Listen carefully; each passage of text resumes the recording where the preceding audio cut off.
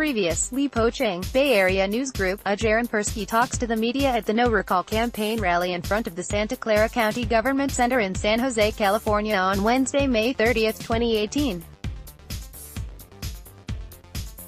Poaching, Bay Area news group, Stanford Law School professor Michele Dauber speaks to a Bay Area news group reporter at the Printers Cafe in Palo Alto, California on Thursday, June 7, 2018.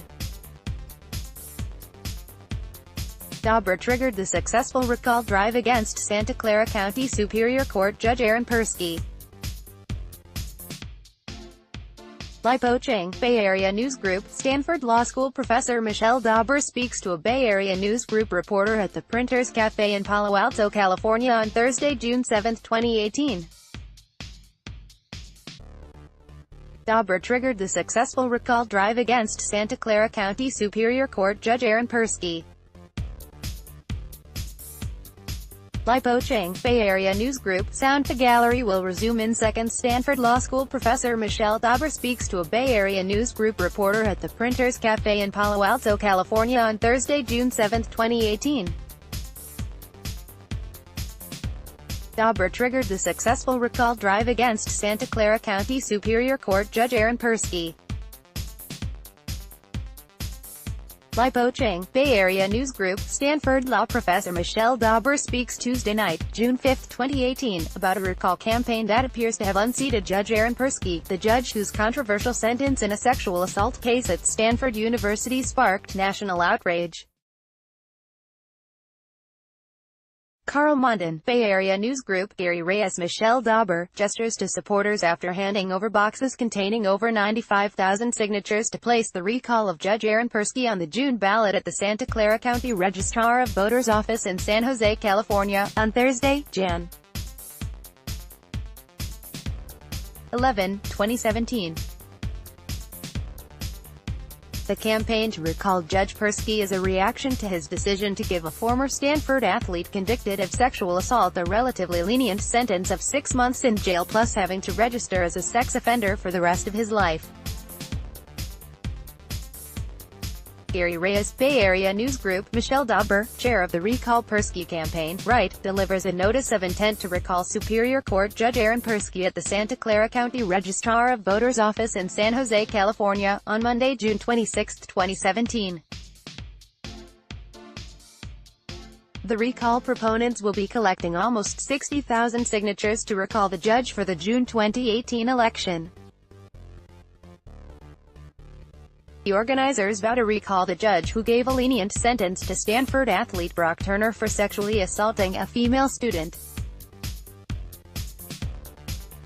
Gary Reyes, Bay Area news group, Catherine Spiller and Michele Dauber, left to right, deliver a notice of intent to recall Superior Court Judge Aaron Persky at the Santa Clara County Registrar of Voters office in San Jose, California, on Monday, June 26, 2017. The recall proponents will be collecting almost 60,000 signatures to recall the judge for the June 2018 election. The organizers vow to recall the judge who gave a lenient sentence to Stanford athlete Brock Turner for sexually assaulting a female student. Gary Reyes, Bay Area news group, Stanford sociology professor Michele Dauber speaks regarding the recall election drive for Santa Clara County Superior Court Judge Aaron Persky with the editorial board of the Mercury News at the Mercury News offices in downtown San Jose, California, on Thursday, April 19, 2018.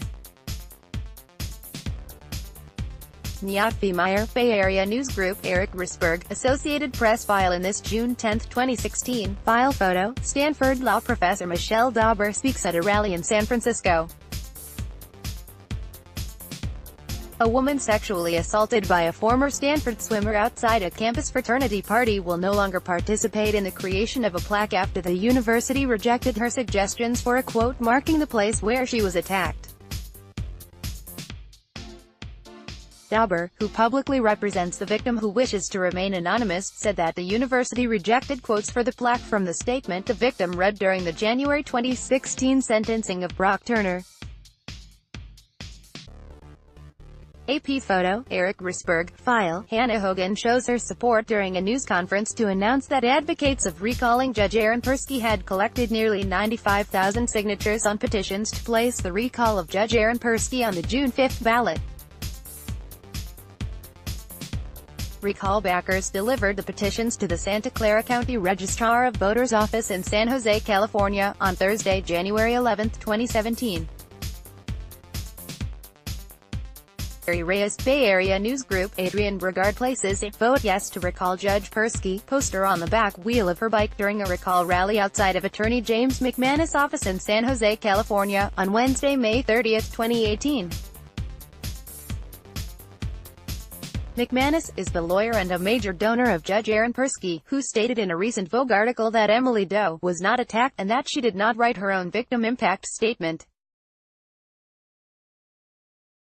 Persky's 2016 decision to sentence then Stanford University swimmer Brock Turner to 6 months in jail for sexually assaulting an unconscious, intoxicated victim caused international uproar. Randy Vasquez, Bay Area News Group, Lee Poching, Bay Area News Group, Judge Aaron Persky talks to the media at the No Recall campaign rally in front of the Santa Clara County Government Center in San Jose, California on Wednesday, May 30, 2018. Lee Poching, Bay Area News Group, Stanford Law School professor Michele Dauber speaks to a Bay Area News Group reporter at the Printers Cafe in Palo Alto, California on Thursday, June 7, 2018. Dauber triggered the successful recall drive against Santa Clara County Superior Court Judge Aaron Persky. Lee Poching, Bay Area News Group, next show caption 1 of 12 Stanford Law School professor Michele Dauber speaks to a Bay Area News Group reporter at the Printers Cafe in Palo Alto, California on Thursday, June 7, 2018. Dauber triggered the successful recall drive against Santa Clara County Superior Court Judge Aaron Persky. Lee Poching, Bay Area News Group, expand, click here, if you are unable to view this photo gallery on your mobile device. When Michele Dauber launched her controversial campaign to recall Judge Aaron Persky, she never anticipated the intense personal attacks that have come her way, the stalkers, the trolls, the white powder envelope. But as she looked back late last week on the surreal 2-year journey that propelled her into the national spotlight, ignited a conversation about sexual assault across the country and brought down an elected California judge. For the first time in nearly a century, the outspoken Stanford law professor said she has a new understanding of the deeply impassioned response her successful campaign provoked, and where it may lead next. "I welcome their hate," Dauber said of her most ardent critics during a nearly 3-hour-long, at times tense, wide-ranging interview in a Palo Alto coffee shop. "I read it as a sign we're being effective." In the days after Santa Clara County voters resoundingly booted Persky from the bench, the debate about Dauber's motives has only intensified. To some, Dauber was simply an agitator who waged an over-the-top war against the Santa Clara County Superior Court judge to avenge a soft sentence in the Brock Turner case. To others, she's a hero who fought against a sexist establishment and won. Persky talks to the media at the No Recall campaign rally in front of the Santa Clara County Government Center in San Jose, California on Wednesday, May 30, 2018. Lee Poching, Bay Area News Group, Lee Poching, Bay Area News Group, she had an agenda. Gary Goodman, a public defender who opposed the recall and supported the judge, said in a phone interview days after the recall vote passed by a margin of 60 to 40%. It didn't matter who she was going to run over and, unfortunately, it was a very kind man. But Catherine Spiller, the executive director of the Feminist Majority Foundation and executive editor of Ms. Magazine, who has become an ally of Dauber's over the course of the campaign, said Dauber acted out of a deep-seated need to do what's right. "I think Michele is one of those rare individuals who sees a wrong and sets out to try to right it," Spiller said. It's coming from a very deep belief in equality and women and girls being able to exercise their rights. Dauber insists she wasn't setting out to break rules, but to call attention to those who sidestep them, particularly when women and girls are disadvantaged in the process. "Anybody who knows me will tell you that I'm a compulsive rule follower," Dauber said. The way Dauber tells it, Persky made an objectively bad call 2 years ago in sentencing Turner to just 6 months in jail for sexually assaulting an unconscious woman, who would come to be known as Emily Doe, next to a trash dumpster outside a fraternity party.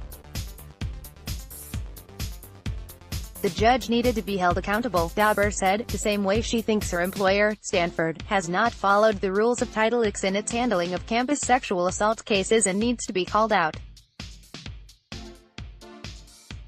"The way you change things in this country is to vote," Dauber said emphatically. Dauber addresses the media as activists from Ultraviolet deliver nearly 1 million signatures to the California Commission on Judicial Performance in San Francisco, California, Friday, June 10, 2016. Patrick Teehan, Bay Area News Group. Patrick Teehan, Bay Area News Group. "Elections are the source of legitimacy in society," said the self-identified Democrat, small d, and opposition to the recall vote is really anti-democratic. But the notion that she launched the recall with a bigger agenda in mind, she insisted, is flat wrong. "This campaign was narrowly, tightly focused," she said. "I think there were a lot of people who wanted to make a statement and I wanted to win." When Dauber first settled on the idea of a recall, she planned to focus on raising money, she said. She had raised funds for the Hillary Clinton campaign and became pretty good at it. She tapped into a number of local and national women's networks and knew where to go. Becoming the public face of a movement? Not so much. I have tremendous anxiety about public speaking and always have, Dauber said. But even her critics acknowledged Dauber is smart, and it soon became clear to her, she said, that the campaign needed a face, a foil to Persky. The 53-year-old mother of 5 has largely refused to discuss her personal life publicly. She rarely addresses the suicide of her oldest daughter, Amanda, a decade ago. But she and her husband, Ken, a member of the Palo Alto School Board, have spoken about the tragedy in the past and pushing local schools to do more to address the mental health of students. And she's had at least 2 stalkers, including one man who came to her house, an experience she called frightening. The FBI arrested a man who sent her an envelope filled with what turned out to be harmless white powder. "I'm not going to talk about anything about my personal life," she reiterated this week. Asked point-blank about who she is, Dauber looked perplexed. "I'm a law professor at Stanford," Dauber said matter-of-factly. "She likes to ski and hike and garden," she continued. "She has chickens and a cat that her son named Chow Mein." After a little more thought, Dauber tweaked her response. "I'm an unapologetic feminist, and a cat owner," she decided, smiling for the first time. Ultimately, she insisted, "I'm a full 3-dimensional person, just like everybody else." Dauber smiles as she speaks to a Bay Area News Group reporter at the Printers Cafe in Palo Alto, California on Thursday, June 7, 2018. Lipo Chang, Bay Area News Group. Dauber's opponents, however, often speculate that the recall was an act of revenge because of her friendship with Emily Doe's family. After Doe penned a searing 12-page letter to Turner that quickly went viral, critics suggested Dauber had been the author. Dauber flatly rejected that accusation, and dismissed the notion that she's out for personal revenge as so ridiculous it doesn't even deserve a response. Was the campaign personal for New York Senator Kirsten Gillibrand, she asked pointedly, or any of the other women from across the country who backed the recall? Spiller rejects the revenge argument, too. Revenge only gets you so far. Spiller said. It's the belief in ideals, and the rightness of this cause, and the urgency of this cause that fuel Michele. Dauber refuses to directly answer whether she has any personal experience with sexual assault.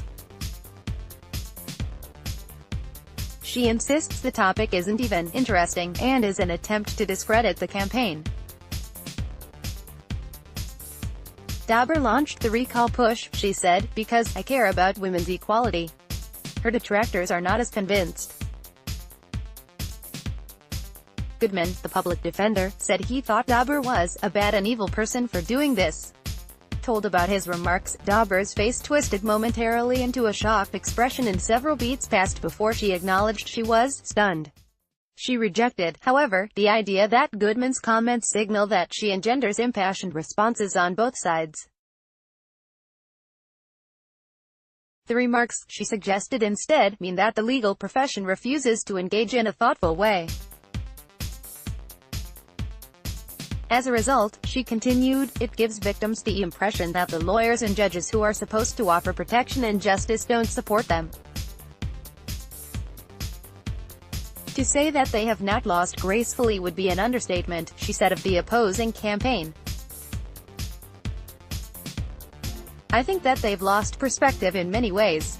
Opponents of the recall worry that it will prompt judges to consider public opinion when hearing cases and result in harsher sentences for people of color, who are disproportionately likely to end up in the criminal justice system.